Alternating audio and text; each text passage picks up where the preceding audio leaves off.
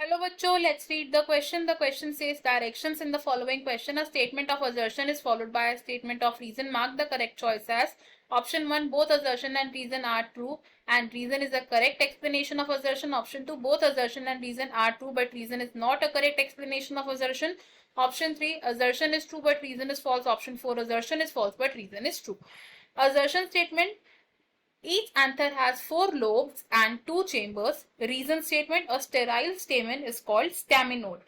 Assertion statement में कहा गया कि हर एंथर के 4 लोब्स होते हैं और 2 चेम्बर्स होते हैं एंड इसका रीजन बताया गया है कि जो स्टेराइल स्टेमन होता है उसे हम स्टैमिनोड कहते हैं. इस क्वेश्चन में बात करें की कॉन्सेप्ट की, तो इन दिस क्वेश्चन हमारा की कॉन्सेप्ट होगा एंड्रोशियम. एंड्रोशियम क्या होता है? एंड्रोशियम होता है फ्लावर का मेल रिप्रोडक्टिव पार्ट. और एंड्रोशियम की यूनिट को क्या कहा जाता है? एंड्रोशियम की जो यूनिट होती है इट इज स्टेमन. अब स्टेमन के स्ट्रक्चर की अगर बात करें तो स्टेमन का स्ट्रक्चर कुछ इस तरीके से होता है. तो ये जो लोब स्ट्रक्चर हम देख रहे हैं it is the anther and ये लॉन्ग स्ट्रक्चर जहां से एंथर अटैच होता है it is called the filament. अब एंथर की अगर हम बात करें तो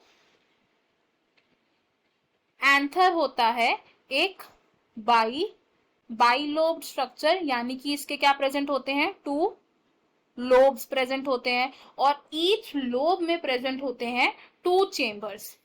ईच लोब हैज 2 चेम्बर्स. तो एंथर में 2 लोब्स होते हैं और हर लोब में 2 चेम्बर्स होते हैं, यानी कि एक एंथर में टोटल देयर आर 4 चेम्बर्स. अब ये जो एंथर लोब्स हैं इन एंथर लोब्स को पोलन सैक्स भी कह दिया जाता है. These are called pollen sacs. ऐसा क्यों? Because pollen grains are produced. अब अगर हम बात करें एक ऐसे स्टेमन की जो अपना रिप्रोडक्टिव फंक्शन परफॉर्म करने में फेल हो जाता है या जो परफॉर्म नहीं कर पाता है, विच इज अ स्टेराइल स्टेमन. तो एक स्टेराइल स्टेमन के लिए हम कौन सा टर्म यूज करते हैं? स्टेराइल स्टेमन को हम बोलते हैं एक स्टैमिनोड. अब स्टैमिनोड यूजुअली ऑब्जर्व किया जाता है इन अ flower which is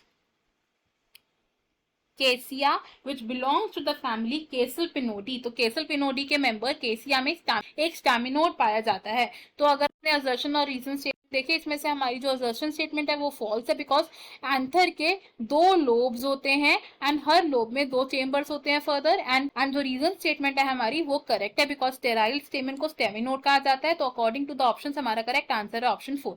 option 1, option 2 and option 3 wrong होंगे. इन दिस क्वेश्चन हमारा final answer option number 4. I hope you have understood it well. Best of luck. Thank you.